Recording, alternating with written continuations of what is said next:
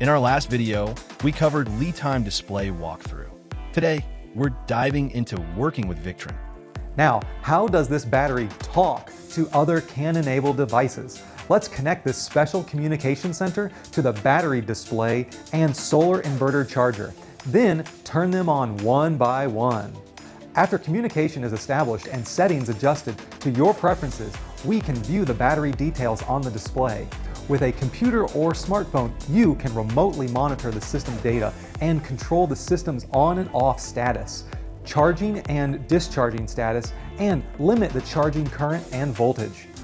If the battery BMS fails, such as entering overcharging protection or over temperature protection, etc., the system will automatically identify and intelligently cut off the load to achieve double protection.